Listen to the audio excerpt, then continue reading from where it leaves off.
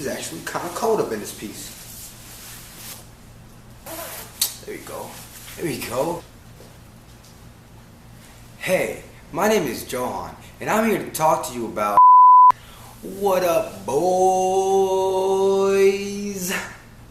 It is that boy coming to y'all with yet another video, and this time is going to be more educational. So if you're not interested in making gains or looking good, exit the video.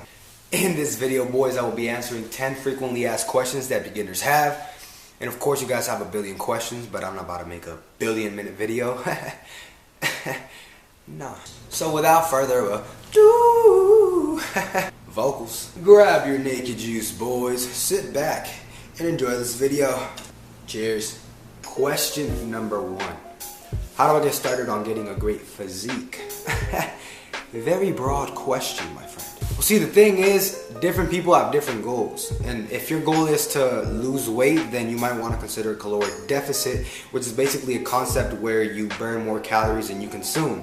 So basically, the amount of calories you burn throughout the day will surpass the amount of calories that you consumed through food, right? Now, if on the other hand, you're looking to put on some fat onto those bones because maybe you're a little scrawny, then you might want to consider a caloric surplus, which is basically the opposite of a deficit. See, a surplus is basically where you burn less calories than you consume. So the amount of calories you're eating is way more than the amount you burn throughout the day. Now, whether you're on a deficit or a surplus, you should always consider doing exercise meanwhile, so that once you get down to a desired body fat, you already have some lean muscle, you feel me? Now, if you've never worked out in your life and your strength can support your body weight, start off with some calisthenics. Build a good foundation at home before you start hitting the gym. I just think it's a good idea. That's what I did. I mean, you could go straight into the gym. There's no problem with that. But, you know, build a good foundation. You're going to have a good amount of strength already for your bench press, your lat pull downs, your squats, etc. Now, on the other side of the spectrum, my brodies, if you are overweight and your strength cannot support your body weight, you got to start off right at the gym, because most of the machines at the gym, you could adjust the weight according to your ability and your strength. Question numero dos. Is whey protein necessary? No. Matter of fact, I don't even drink it, but I do recommend it. See, my boys, I believe that protein powder serves the purpose of being a substitute for food when you don't have that much available food to you that's abundant in protein, because you'll find yourself a lot of times not being able to get X amount of protein because you just don't have the food to support it. So what do? You just get the water, you get the milk, you pour it into the shaker, you put in 2 scoops of protein, and right there you're getting 50, 60 grams of protein. Super efficient, super easy. But if you could get it naturally, if you could get the protein in naturally without having to drink any powder, do that. You know, that's my take on it. Question number 3. Is there such thing as overtraining? Well, that's embarrassing. What's overtraining? Now I'm about to Google this. Overtraining. Oh, Google says there's no results. So it's not a term. Nah, but in all seriousness, it is a thing, but it's not very common. So let me just put it to you simply. So for example, if you're working chest on a certain day and you're hitting it very intensely, don't work it out the next day. Let it recover. The only way you're gonna see progress is if you let the muscles recover so that they come back stronger. It's that simple. Question number 4. Is creatine harmful? Well, first let me tell you what creatine is. Creatine is a powder that you mix in with water or whatever you drink, and it basically enhances your body's ability to produce energy more rapidly, and basically that leads to a larger endurance in the gym. Your muscles won't fatigue as fast, and you know, it's great, right? But I don't drink it. So you know, if you find yourself fatiguing really fast, like it's a constant problem, you know, drink some creatine.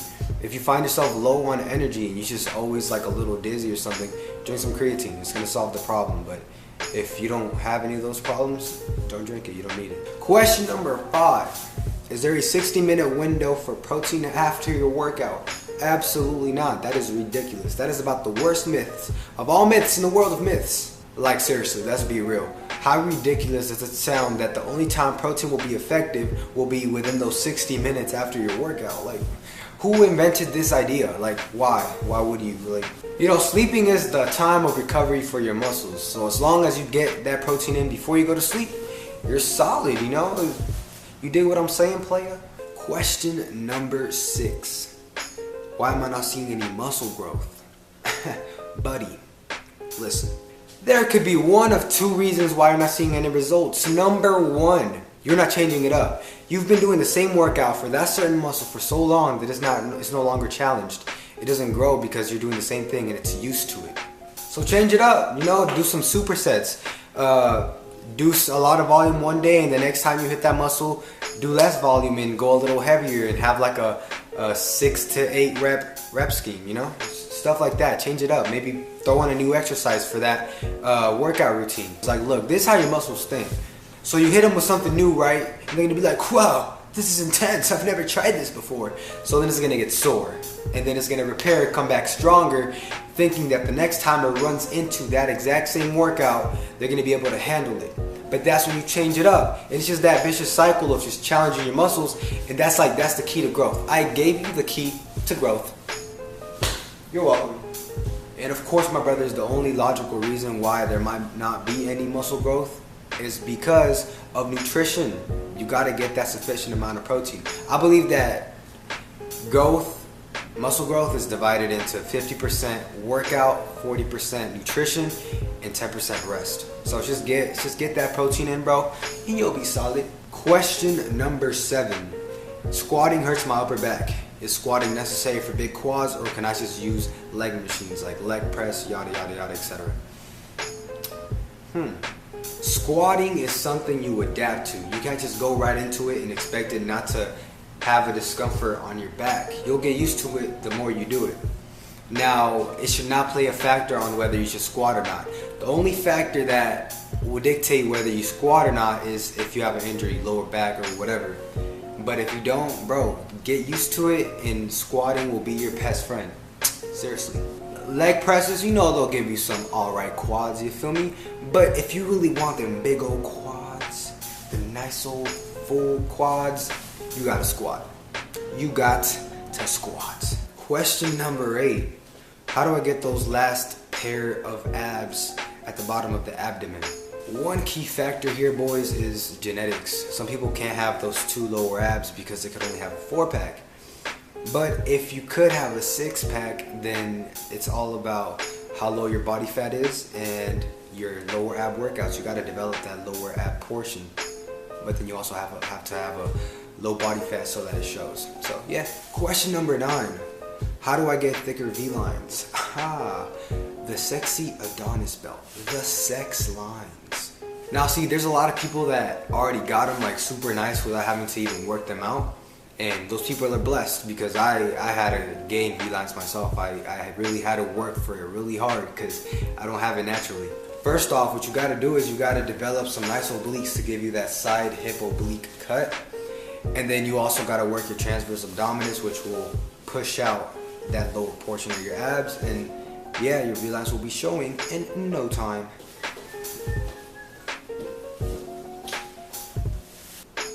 And last but not least, boys, do I have to cardio to lose weight? Nope.